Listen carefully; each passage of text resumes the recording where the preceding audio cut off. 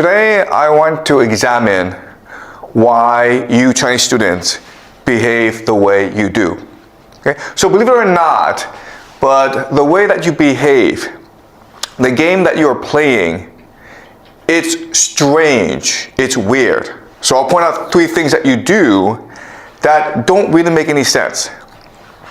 The first thing that you do is you spend a lot of your time learning English. In fact, you probably spend more time learning English than you do learning Chinese. That's weird. And I've asked Chinese students before why they are so focused on learning English. And their answers usually are, I want to learn knowledge, I want to go abroad, I want to communicate, I want to use the internet. But that's not really a good explanation, okay? So that's one thing that's weird. Second thing that's weird is you're obsessed with making money, especially US dollars. Okay, and the third thing that's weird is that your goal in life is to immigrate to a Western country, specifically the United States, right? You all want to go to the United States for college, get a degree, and hopefully stay there, get a good job. But as we discussed before, that's strange because you are much higher status in China. You're much more likely to get a good job. You're much more likely to marry a beautiful woman than you are in the United States, where the game is rigged against you. Okay, so this sort of behavior is weird. If you think about it, what you should be really trying to do is master Chinese. Because once you master Chinese, and given your family background, given the fact that your family is often wealthy and well connected in China, you can climb up pretty high in China, okay? So if you learn Chinese, you're far better able to communicate yourself. You're far more likely to gain respect and status in China, okay? But instead you learn English. US dollars doesn't make any sense. What you really want is status. Right? What you really want is to be well respected. You want a prestigious job. You want to marry a beautiful woman. You want to have lots and lots of children. That's what you really want. But instead, you're really focused on obtaining US dollars. That's kind of strange. Now, the last thing we said was immigration. If you go to the United States, it's really a rigged game against you, right? The most that you can hope to obtain is maybe become an engineer or professor if you're really, really smart, but you're not going to achieve political power. You're not going to become a CEO of a major company. All right? So the situation as it is, it's really weird where the best and brightest in China, they just want to be common people in the United States or Britain or Canada. So it's a really weird game. And so the question I want to look at today is, how was this game constructed? Why do we play this game? And the answer I will show you is because of the British. Okay?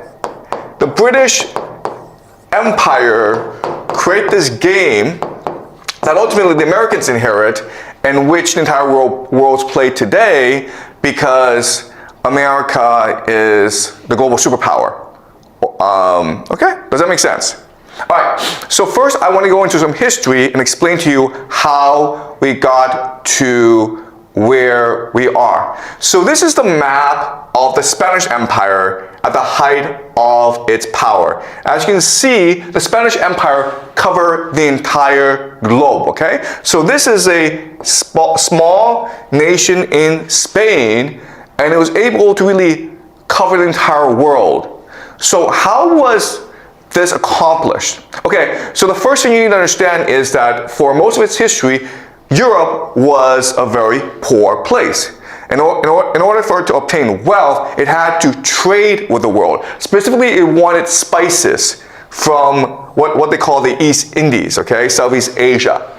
At this time in history, the main power were the Muslims who are here, okay?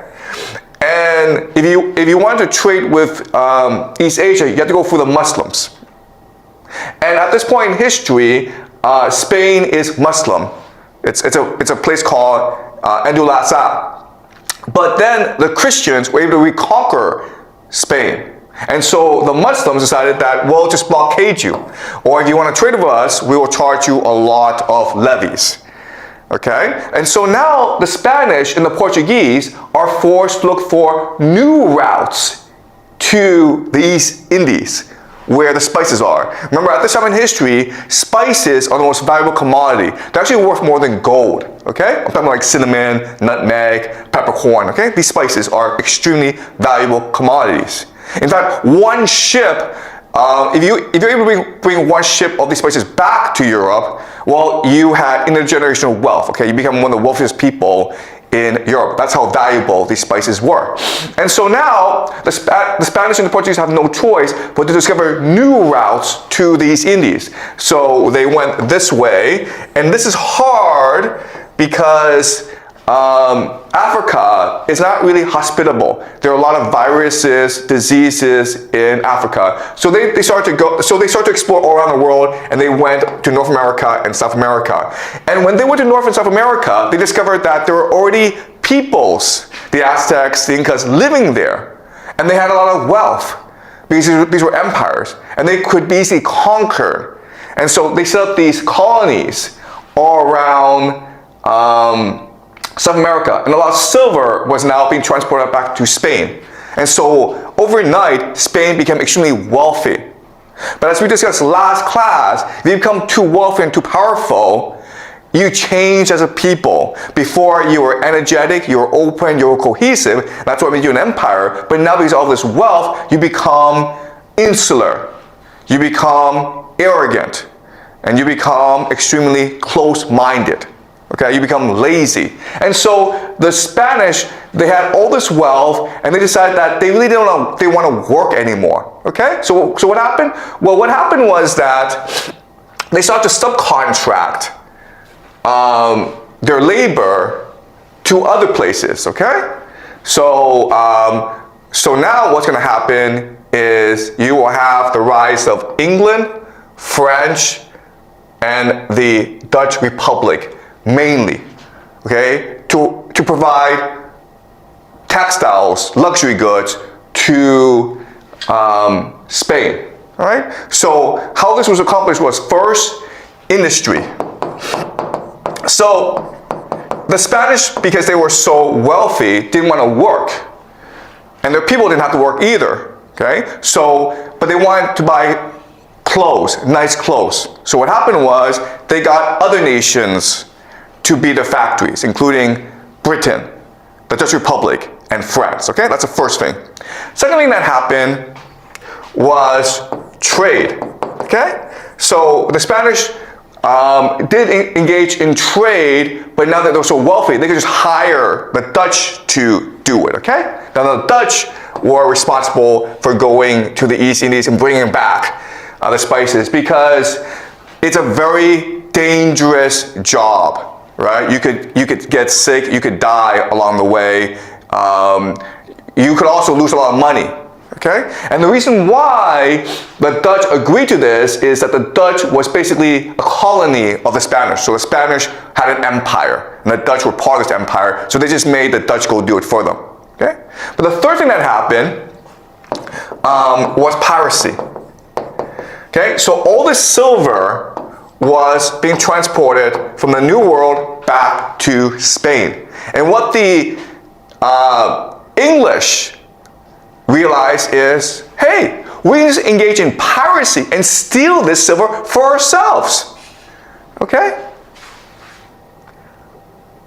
All right, so now the English became very wealthy because of piracy. Okay, and the most famous pirate of this time, of course, was Sir Francis Drake, and he worked directly under the monarch, Elizabeth I.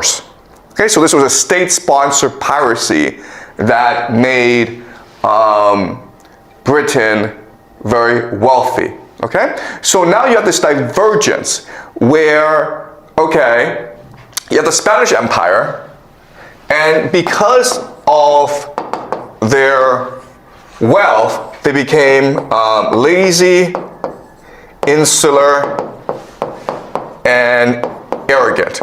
Or the word we use is hubris. Okay, lazy is you just make others do it for you, okay? Insular just means that now, as we discussed last class, the Spanish aren't concerned about other nations. They think they're invincible, so they engage in court politics. Okay? They're all infighting for the throne. The last thing is arrogant hubris, which basically means that you believe you are invincible. You can do whatever you want, and therefore you start all these wars against everyone, everywhere. You overextend yourself, and you don't really understand your limitations as an empire. So very quickly, even though Spain becomes very wealthy very fast, they also go bankrupt very fast because they're fighting too many wars, they're spending too much money that they don't have. Okay, and they're too corrupt. Okay, does that make sense? Now, and because of this, what's happening is that the British, England, the Dutch, and the French, they are slowly becoming a much more energetic, open, and cohesive society. Cohesion, okay? And now that you have this differentiation, what's going to happen is that their religion is going to change. Okay? So Spain remains Catholic. And it's going to fight to control the Vatican. And this, okay? So that's what Spain does. Now, Britain and the Dutch need to differentiate themselves from Spain. And so they become Protestant, what we call Calvinists. Okay? So Catholic is really about obeying authority. But the Protestant, the Calvinist religion insists on hard work, on energy, on obtaining wealth. Okay? The problem, though, is that the Spanish are too powerful. And the French, some of them are Calvinists, but most are Catholic. Okay? So what's going to happen is that the English and the Dutch are going to decide to join forces. Okay? So I want to very quickly show you the difference between the Catholic religion and the Protestant religion. Okay? So these are the Spanish.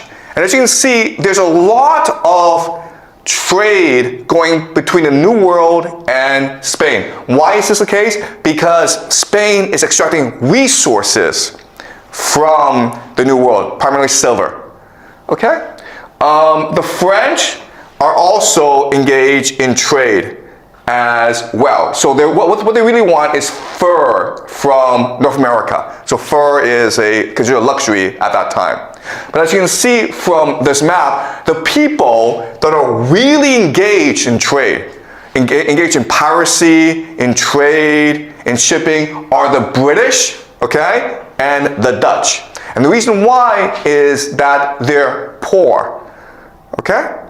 And so through this hard work, they become very wealthy very quickly. In fact, the Dutch, become the wealthiest nation in the world per capita. You have this burgeoning of the middle class. And so what happens now is that the Spanish and the Dutch come into conflict. Because remember, the Dutch are a colony of the Spanish.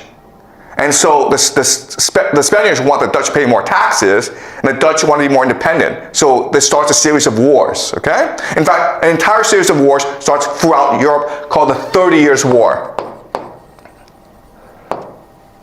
Okay? So ostensibly, it's a religious conflict between the Protestants and the Catholics, but there are lots of there are other underlying factors as well. Okay? Another factor is the Spaniards want to exert control over the Dutch. Okay? And so there's lots of different reasons, but the main thing you need to know is that millions and millions of people die. In fact, it is the deadliest war in Europe right before, up until the World War I. Okay? And so this creates anxiety in Europe, because if there's all this war and you're generating all this wealth, how do you keep this wealth secure, right? You're a merchant, you became very wealthy through trade by going to the East Indies and getting spices and then come back to Europe and selling them. But if the Spanish or the French are going to send an army and steal everything, how do you keep your gold safe? Okay? So what's going to happen is this. What's going to happen is that the British and the Dutch are going to decide to get married. Okay? This is what we call the Glorious Revolution.